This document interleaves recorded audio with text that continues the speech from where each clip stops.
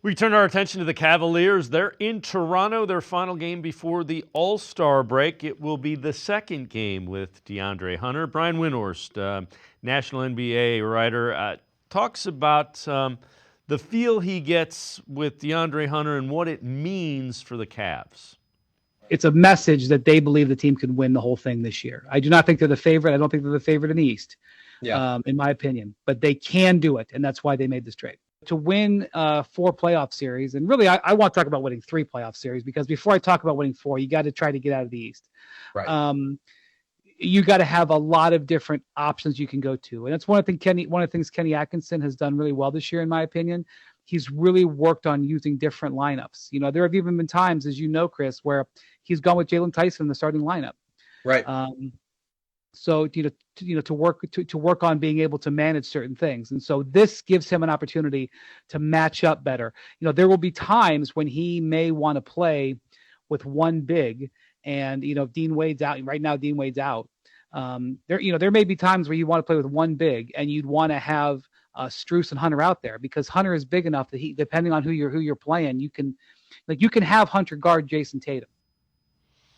Let's welcome in Sam Amico, hoopswire.com, Full Court Cleveland.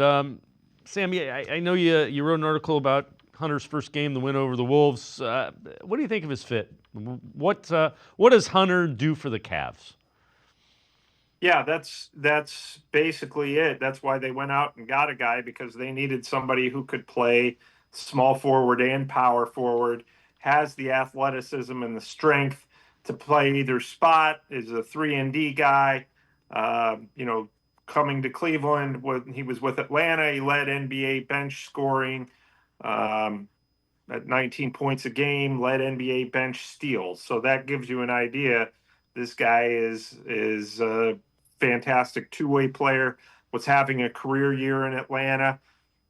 3 games. The Hawks beat the Cavs twice and lost to them once, but in all 3 games, DeAndre Hunter was a Cavs killer. I mean, he just came in and the first 2 games when the Hawks won, really killed them off the bench and gave you an example of the things he can do, which is hit outside shots, hit mid-range shots, and defend the opposing best player 1 through 5, really. So he's not an all-star, but he's really a guy who his contributions, at least to the Hawks, were invaluable in beating good teams. Not only did they beat the Cavs twice, they beat the Celtics twice, they beat the Knicks in Madison Square Garden. So, he brings you that kind of big game winning experience. His personality fits great in the locker room. And really, it's just a key of him getting comfortable in Kenny Atkinson's system, which, Kenny Atkinson said there's no gauge on when that might be. Sometimes it takes guys 2 games, sometimes it takes 20 games to get acclimated, not to just the coaching and the philosophy, but his teammates and everything. So, I think what he brings is what they needed, which is athleticism, size, and shooting and scoring on that wing. But mostly, you look at defensively, as Brian Windhorst said, here's a guy that can go out and guard the Jason Tatums and Jaylen Browns of the world.